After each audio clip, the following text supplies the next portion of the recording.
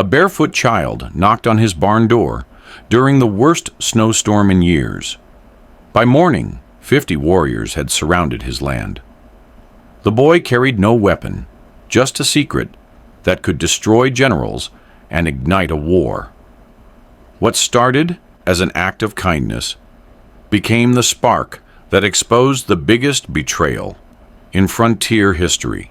A shocking revelation comes next, but before we uncover the truth that shook the entire frontier, make sure to hit that subscribe button.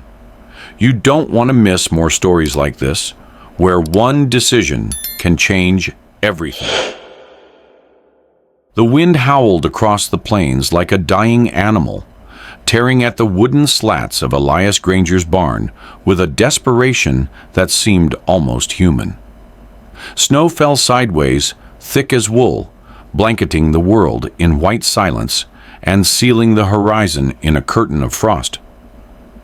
Elias had just finished stabling the last of his horses when the knock came, faint at first, like a branch tapping glass. Then again, louder, more insistent, a plea carved into the storm. Rifle in hand, he unlatched the barn door and was met with the figure of a boy, no more than 10, draped in rags so thin they might as well have been spiderwebs. His cheeks were raw with windburn, lips split, fingers swollen purple from the cold, and yet his eyes, black as coal and twice as sharp, watched Elias with a mixture of terror and defiance no child should know. The boy said nothing, didn't need to. The cold was explanation enough. Elias cursed under his breath, not at the boy, but at the choice now pressed into his hands. He could shut the door, pretend he'd seen nothing, and return to the fire with a clean conscience and warm bones. Or he could do what his wife would have done, back before the fever took her, back before this house became more tomb than home. "Come in," he muttered, stepping aside. The boy didn't move at first, as if unsure whether the invitation was real or a final test.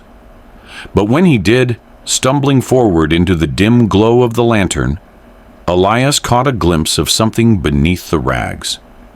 A necklace made of bone and copper, far too sacred for a runaway and far too dangerous for a white man's barn.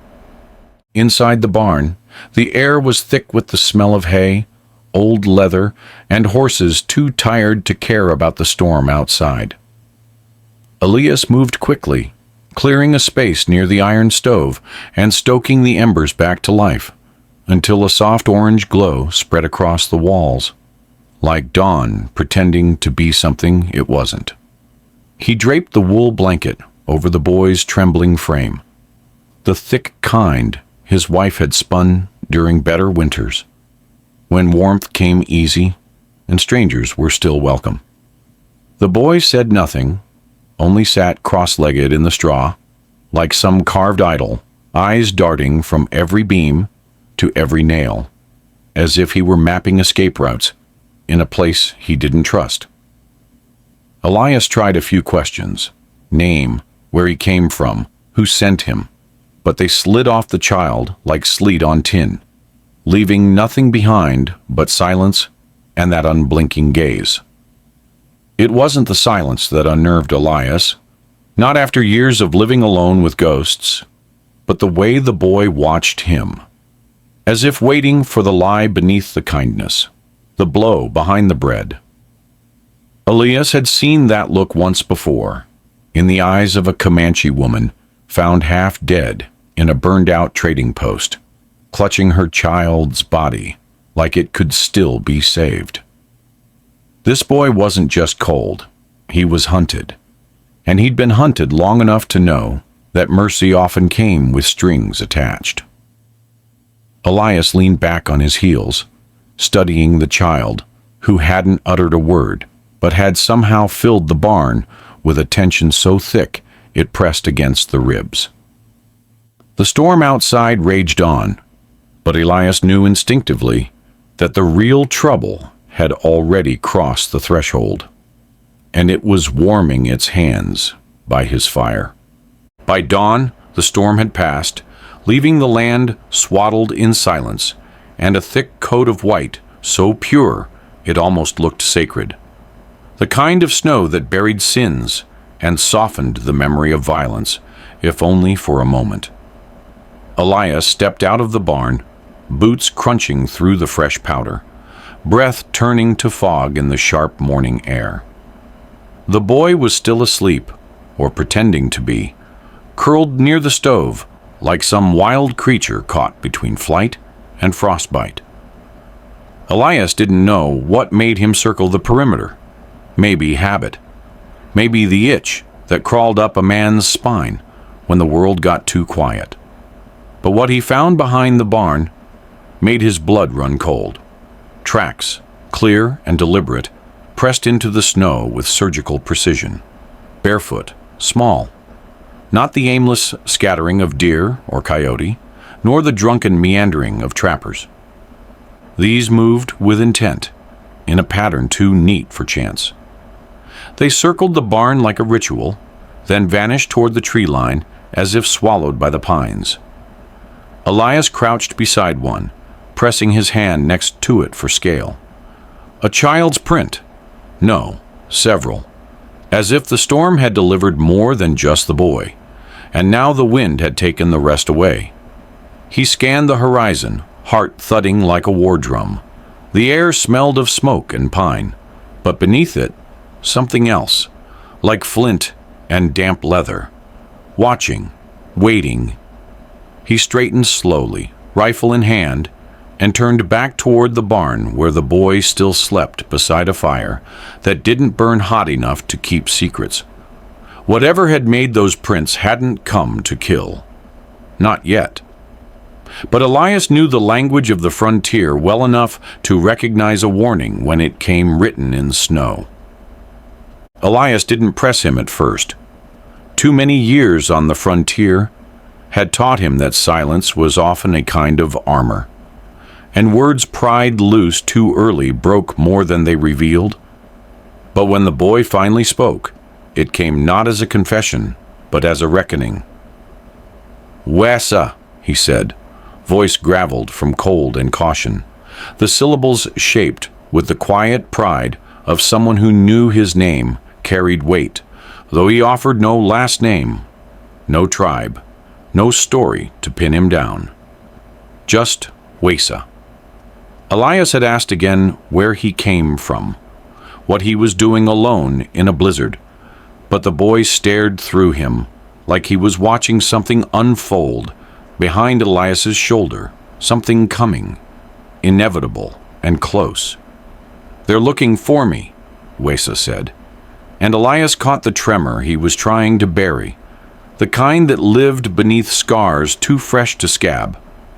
"I ran to save them," the boy added, and though he didn't say who they were or what danger chased him across frozen ground, Elias heard the weight of it settle like ice in his gut.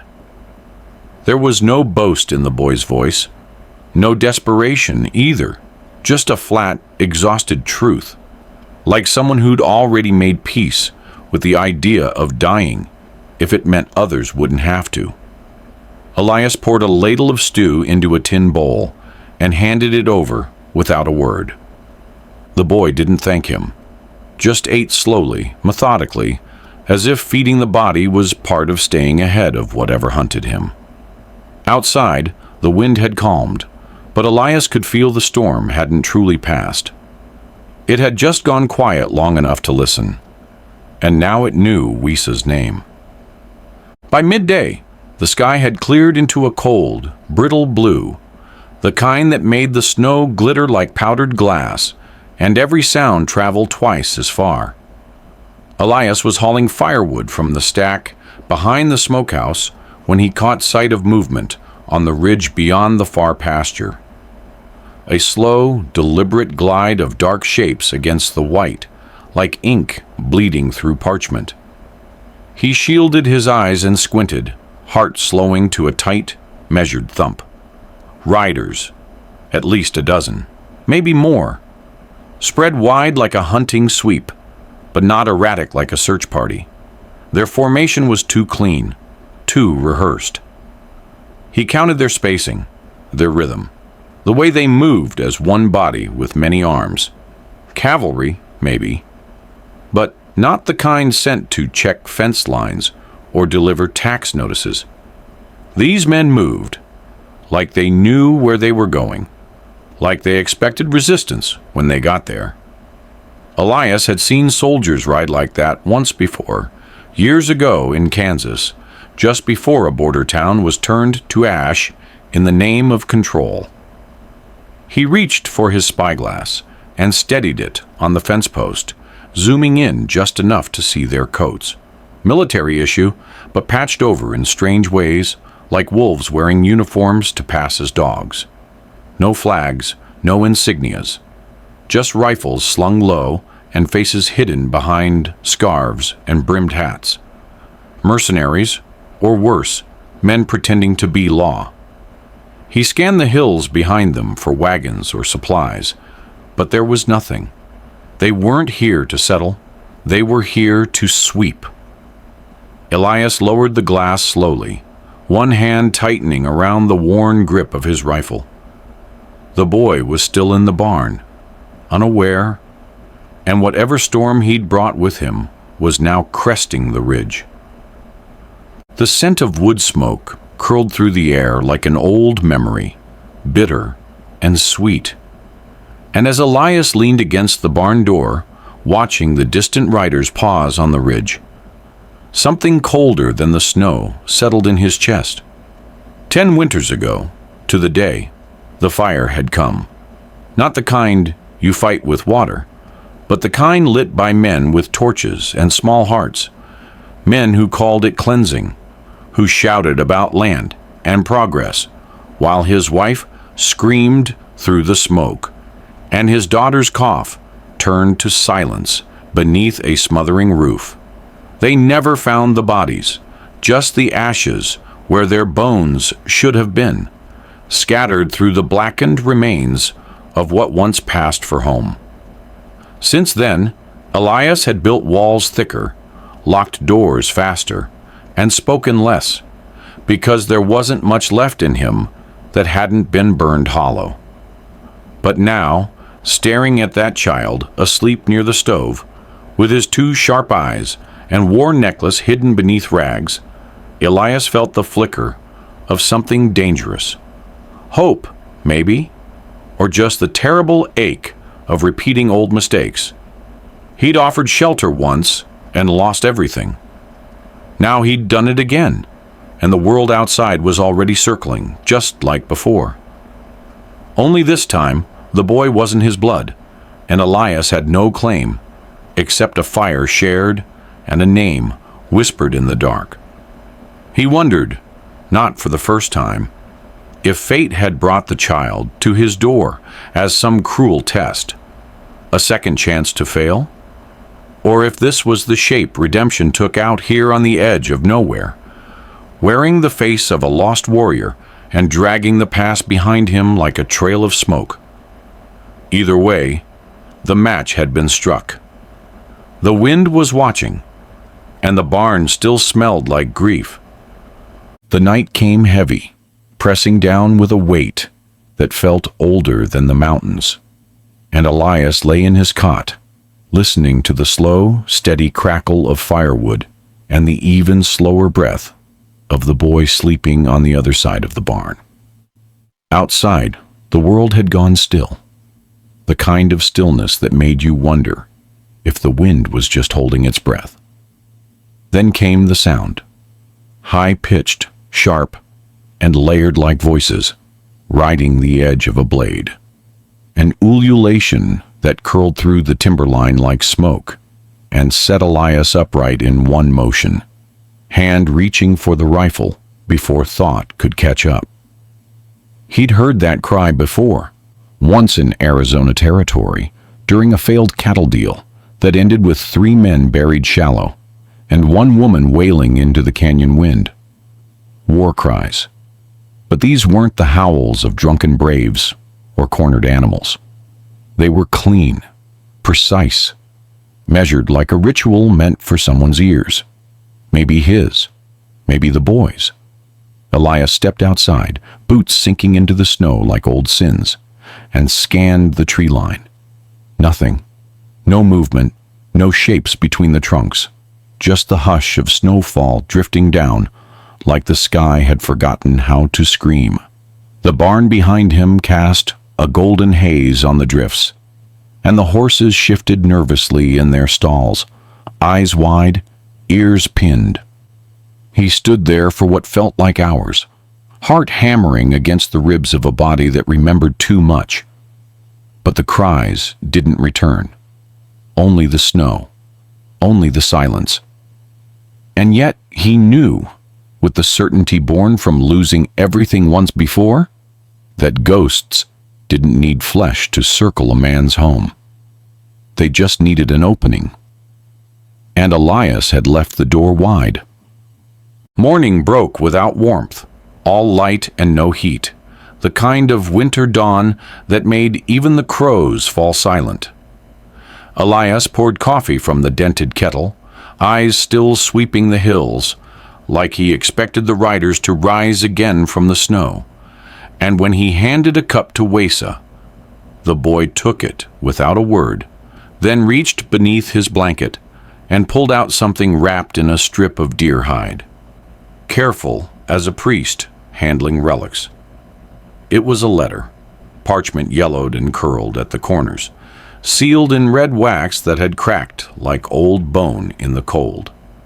Elias didn't need to open it to know what it was. The insignia stamped into the wax was unmistakable, a five-pointed star inside a spread eagle, talons gripping arrows, General Horace Thorn. The name alone was enough to freeze Elias where he stood, that bitter mix of bile and memory rising like fire under his ribs. Thorn was the butcher of Stone Creek, the man whose orders turned treaties into tinder, and whose smile came easy, as he signed death warrants disguised as manifest destiny. Elias had buried Thorn's legacy 10 years ago in a whiskey bottle and the shallow graves of people no one wanted to name. "Why do you have this?" Elias asked, voice rough as gravel, but Wesa only looked at him and said, "Because they're afraid of what it says." The boy didn't blink, didn't flinch, just handed it over like passing a torch into hands that had once sworn never to hold fire again. Elias took it, feeling the weight of the seal like a brand pressed to his palm. Whatever storm was coming, this letter was its lightning, and Elias had just stepped into the path of the strike. The sun dipped behind the pines like a shutter, closing on the last good hour of the day, casting the snowfields in long blue shadows that looked too much like graves for Elias's comfort. He was feeding the horses when he saw her. No horse, no coat, just a woman walking through the snow as if the cold were a forgotten concept. Her hair was braided tight, the ends tied with eagle feather and rawhide, and her feet were bare, bleeding from the ice. But she moved with the quiet authority of someone who had walked farther on worse paths. Elias stepped out to meet her, rifle slung but loose in his grip, and she stopped at the barn threshold without fear, eyes scanning him once, then settling on the boy behind him. She fell to her knees in the snow, not in defeat, but in reverence, bowing her head low until her forehead touched the earth. "Wesa," she said, voice thick with frost and history. "Little chief, you should not have come here." The boy stood slowly, stepping forward without hesitation, his hand brushing hers in a gesture that meant more than anything Elias could read. The woman rose then and turned to him, not as a stranger, but as someone delivering a sentence. "They're coming. Not just men with rifles, but ghosts in their uniforms. This place is no longer safe, no longer neutral." Elias stiffened, the word hitting him like a match dropped into dry hay. Neutral ground was the only law left this far west of the territories, and once that boundary was broken, blood was always close behind. She looked at him then, eyes like old fire. "You took him in. That means you've already chosen?" Elias didn't answer, didn't need to. The snow between them was already red. They sat in the barn after dark, lantern light flickering off old tools, and the damp eyes of horses too restless to sleep. And Nika spoke in a voice carved from stone and smoke, the kind passed down through generations that had learned to speak only when it mattered. Her words didn't waver, but each one cut like flint against Elias's old wounds. "Wesa," she said, "was not just a child fleeing the cold.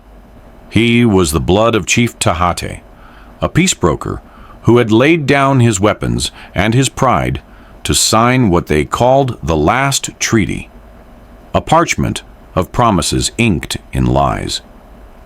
They killed him 3 days later, U.S. soldiers acting under Thorne's orders, claiming he had broken the terms of a pact he'd never had the chance to uphold. Wesa had been smuggled out that same night, hidden among ashes and mule feed, carrying with him not just the memory of a father's final breath, but a letter, sealed, damning, and signed in Thorne's own hand. It detailed the plan, how the treaty was never meant to stand, how the chief was to be eliminated, how the lands promised to Wesa's people, untouched valleys rich in game, and sacred rivers, were already marked on military maps with coordinates and resource notations. But worse than that was the second document, the one drawn in charcoal and deer hide. A map not made by white hands, but passed down through Wesa's lineage, revealing the last uncolonized stretch of tribal land, an Eden the government wanted to erase before it ever made the history books. Elias felt the weight of it settle across his shoulders like a burial shroud. This boy wasn't just running.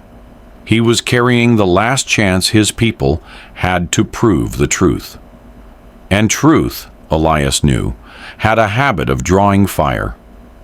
The sky was still black when the shot cracked through the stillness, like a whip across skin, sharp and sudden enough to snap Elias upright in his bunk before his heart had time to catch up. He knew that sound, too clean to be a warning, too close to be a mistake.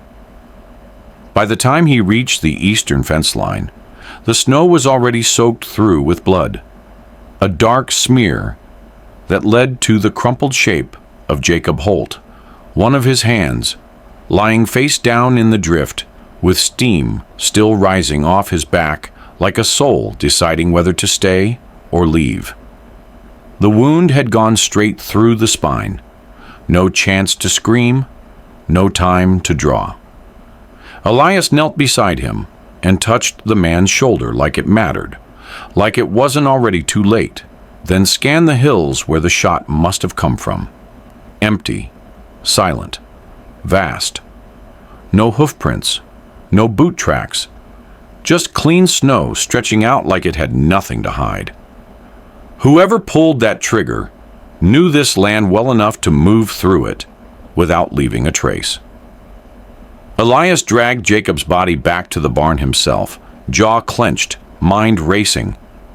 This wasn't a warning. It was a message, a reminder that this ranch was no longer his alone, that eyes watched from beyond the timberline, and hands were already on triggers. Wesa stood in the doorway as Elias approached, face unreadable, and said nothing when the blanket was pulled over the corpse. He didn't need to. The snow had already written the headline in red. And somewhere in the hills, men with long rifles and short patience were waiting for morning like wolves wait for a wounded horse, knowing time would do the killing if they just watched long enough. They came at high noon, boots pounding hard against the frozen ground like war drums wrapped in leather and entitlement. Dust rising behind their horses, even though the snow was too fresh to warrant it. Marshal Jude Bannon led them, broad-shouldered, iron-jawed, a lawman carved from the same bitter wood as Thorne himself, only more ambitious and twice as cruel. He didn't dismount when he reached Elias's porch, just sat tall in his saddle with the cold glint of authority in his eyes and the smell of burnt powder still clinging to his coat. "We're looking for an Indian boy," he said, voice flat as a dry riverbed. "Name of Wesa. You seen him?" Elias met his stare without blinking, the same way he used to face down stampeding cattle, and shook his head once.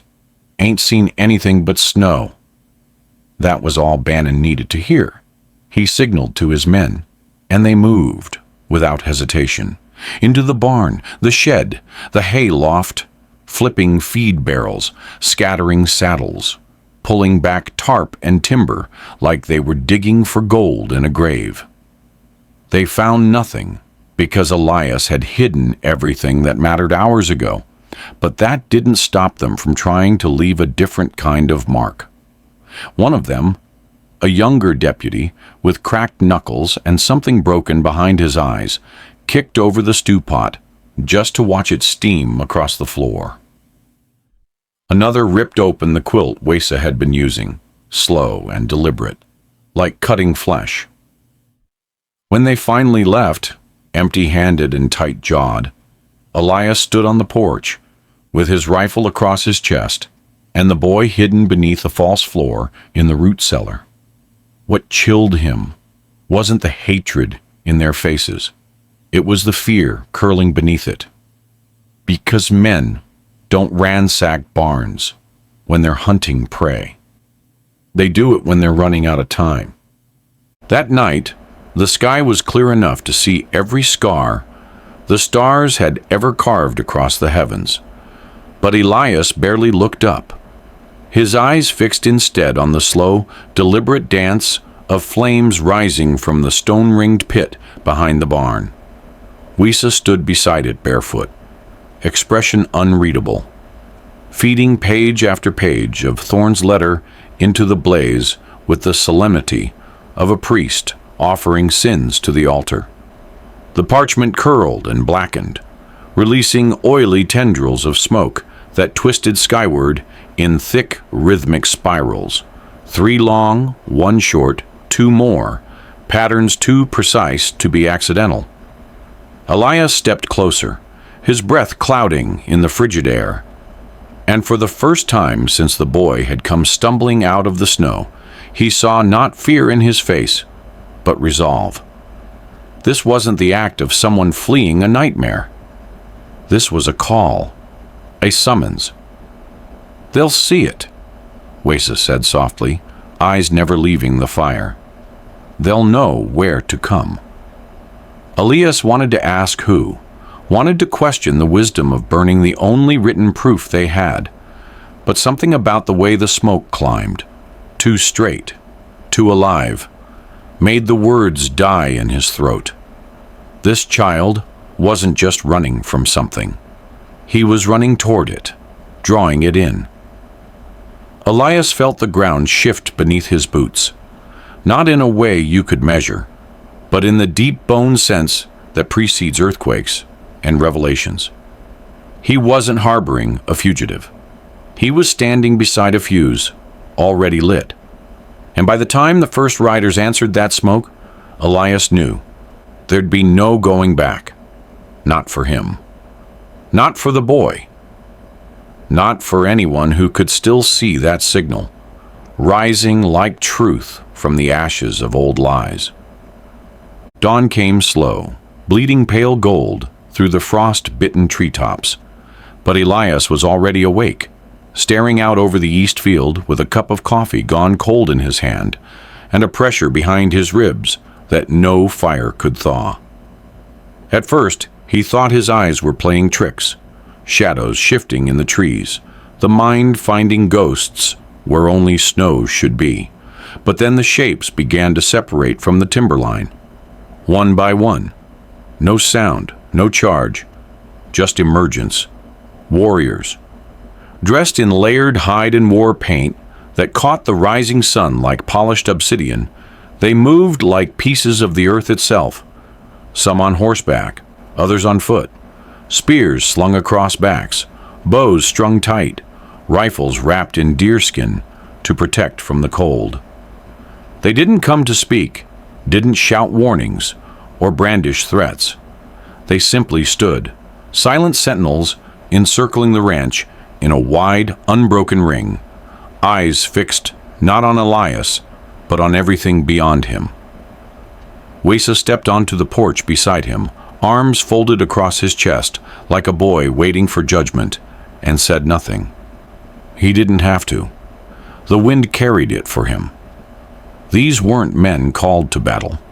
They were men called to bear witness, to protect something sacred, or to avenge it. Elias had fought in skirmishes, had seen cavalry charge, and camps burned in the name of flags and progress. But this was different.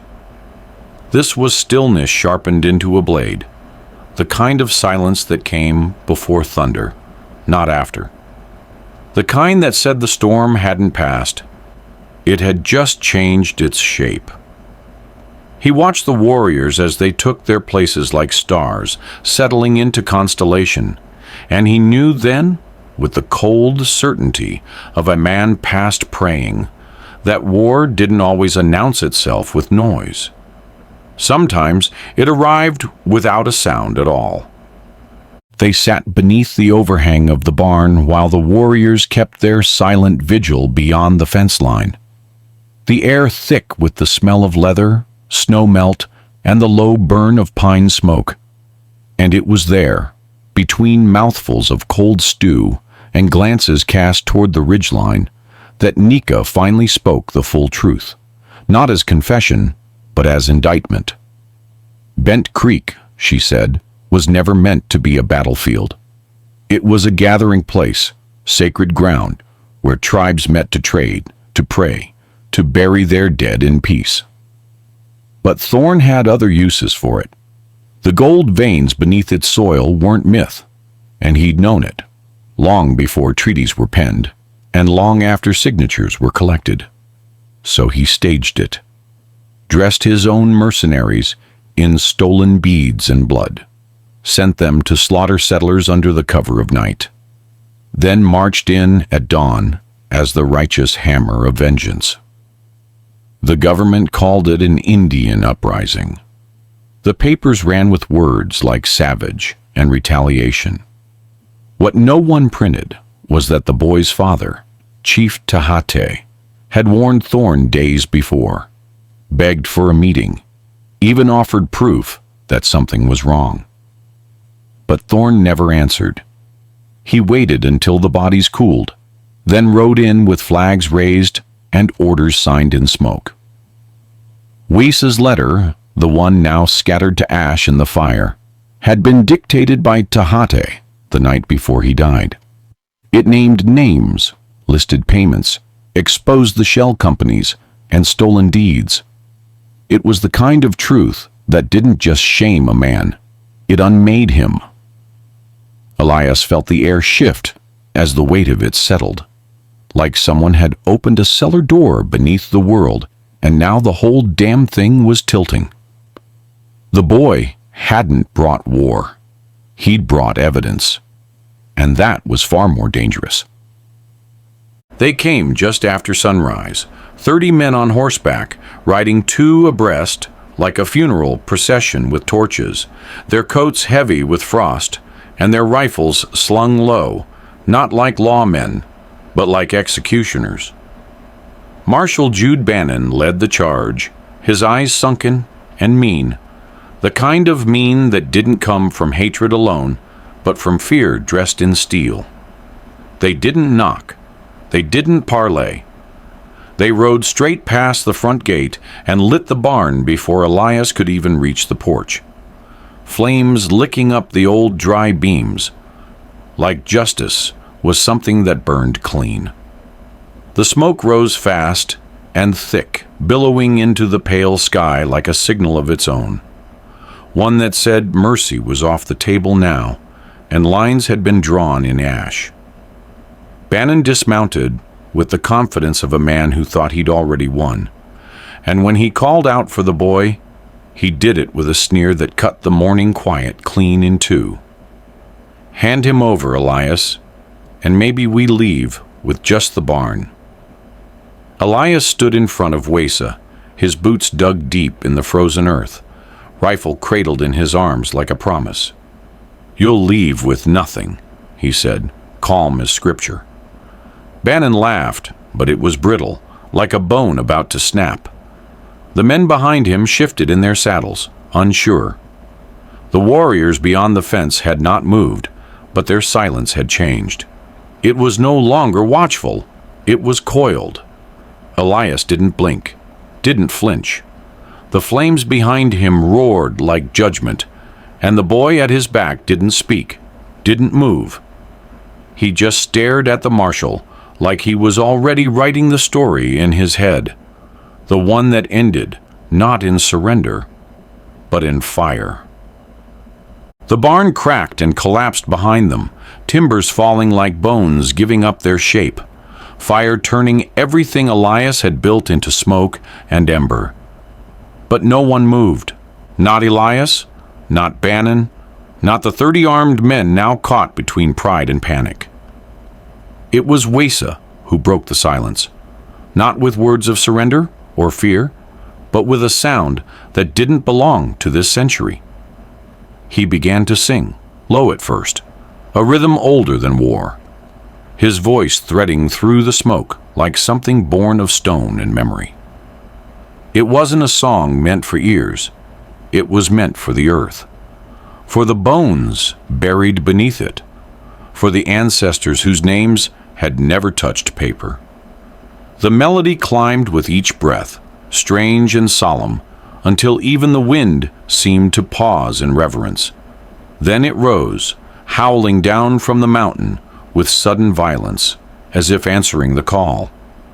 Snow began to fall again, sharp and fast, swirling sideways in thick spirals that blinded and confused, and from the tree line came a sound even more haunting.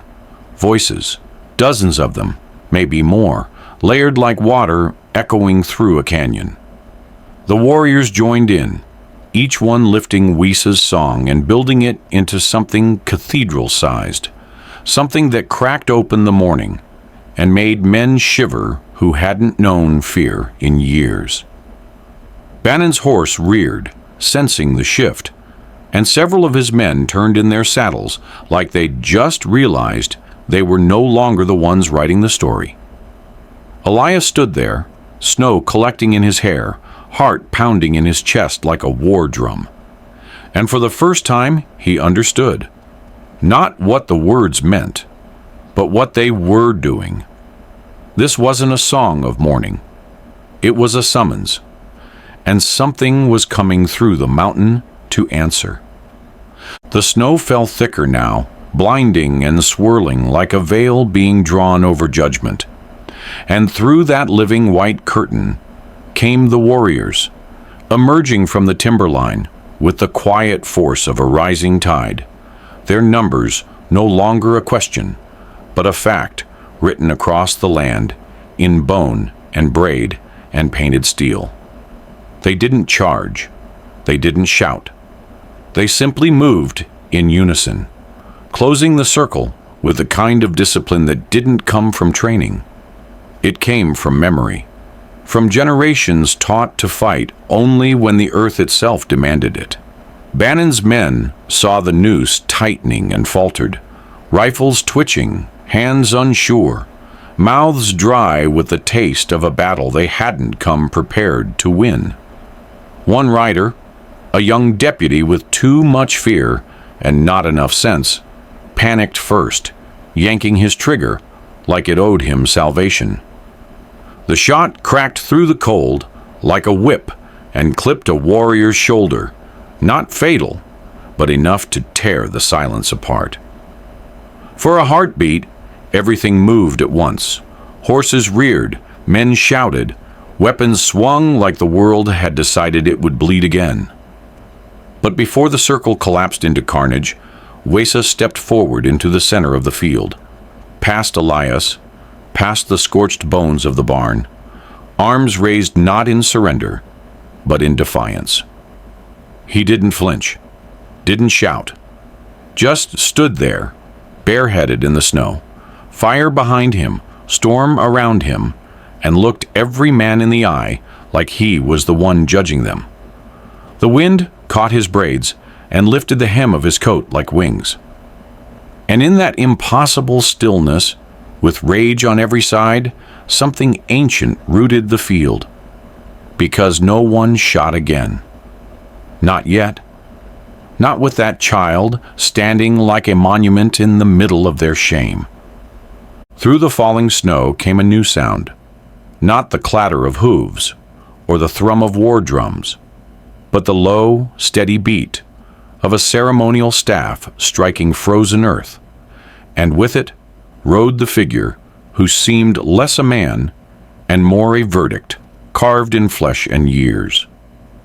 The tribal chief, draped in a robe stitched with stories and feathers that whispered history, dismounted without haste, his eyes sweeping across the assembled chaos like someone taking stock of a battlefield long after the fighting had stopped. He walked straight into the circle, past Wesa, laying a hand briefly on the boy's shoulder, not as comfort, but as confirmation, before turning to face Marshal Bannon and the trembling line of men behind him. When he spoke, it was first in Lakota, the words curling like smoke, sharp as flint, then again in English, each syllable landing like a hammer on rotted wood. He named the names Thorne, Bannon, the brokers who sold maps to stolen land and ordered deaths disguised as patriotism. He told of the forged treaties, the burnt villages, the children who vanished into cold nights just like this one. Then he raised his hand and motioned, and from the edge of the crowd stepped men and women in plain coats and tired eyes, settlers, soldiers, scouts. People Elias hadn't seen before, each carrying more than testimony. They carried memory. One held a journal soaked with dried blood and military seals. Another, a necklace identical to Wesa's, pulled from a mass grave. They were not warriors, but witnesses, and their presence turned the moment from accusation into something heavier, judgment. Bannon stood there, red-faced and seething, but even he could feel the wind shift. This wasn't just a standoff anymore. It was a reckoning, and it had finally come. When the morning came, it did so with a hush so deep, it felt like the earth itself was holding its breath, the kind of silence that follows not peace, but consequence.